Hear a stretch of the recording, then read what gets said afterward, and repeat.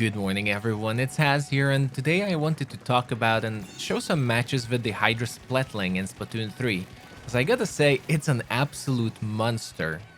I've been trying a bunch of different weapons, not just because of the weapon series, but also I'd like to try new things in Splatoon 3 compared to what I've been doing before, and somehow I always avoided Splatlings, so I decided why not.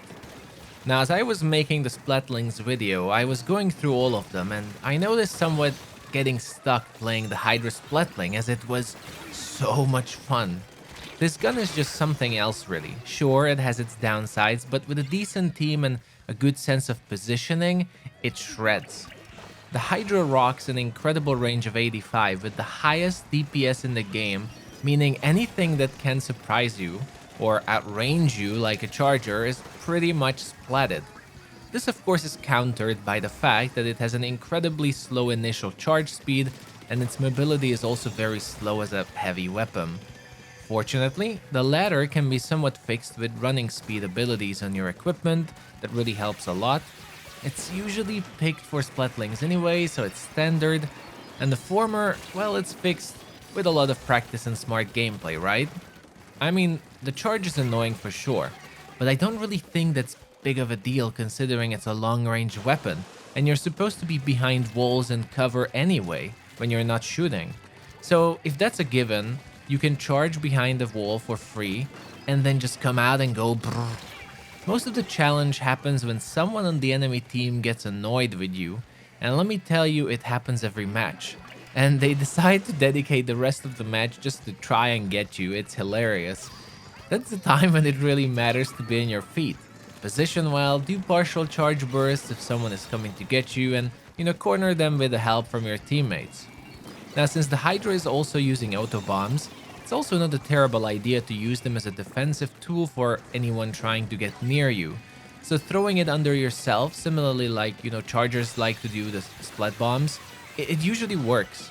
I've been hearing some gossiping that it's considered a no-skill weapon and such, but I don't know about that. To be fair, anything that people can't counter is considered no-skill nowadays, but I really don't think that's the case with a Splatling. To be fair, in general, most players are still uncomfortable with using any weapon with a charge mechanic, and Hydra is one of the clunkiest and slowest weapons in the game. Sure, it's very powerful, but it requires a good sense of positioning and timing, especially as you climb the ranks. Anywhere near A rank, if you're not positioning well, you're pretty much a burden to your team. The biggest change compared to Splatoon 2 that I love about this weapon, and it's enjoying a surprisingly increased popularity, is its change to its kit.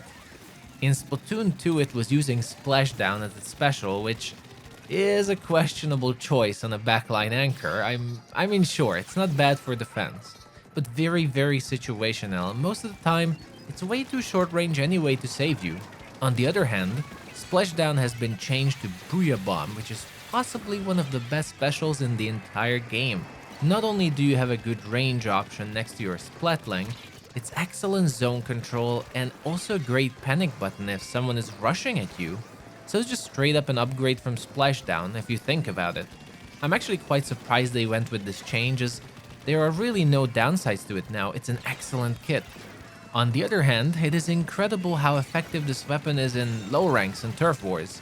I've been using the Hydra most of the time climbing the ranks back up in Anarchy battles, and let me tell you, until A+, no one even knows what to do against this weapon, or I just got really lucky. Sure, A+ is not necessarily a super high rank, but it's high enough for a lot of people, and I didn't really have time to climb higher for the moment, so we'll see how it's gonna fare later. But with the Hydra, it was a smooth ride. And then the matchmaking just becomes an absolute mess after that.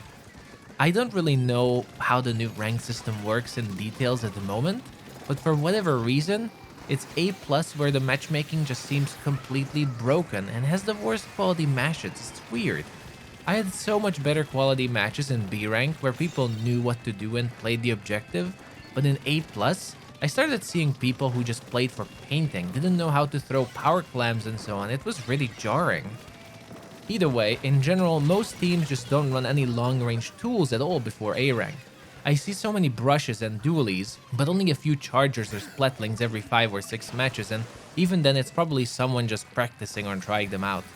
So straight off the bat, the enemy team usually doesn't have any decent counter against your zoning. And once you get into a good position, you just lock down the middle of the map completely, and you're just getting the free splats, booyah bombs, and your team has an easy time. I was just really surprised, frankly, but I attribute all of this to Splatoon 3 blowing up, so I think it's just a lot of new players, which is a great thing, so I'm happy for that at least. But for Splatling players, if you haven't tried the Hydra Splatling yet, I strongly recommend giving it a try and see how it performs for yourself. Its kit alone I think is the most comfortable to use, and with a little bit of practice it's good even in somewhat mid-range battles if you're good at partial charge bursts.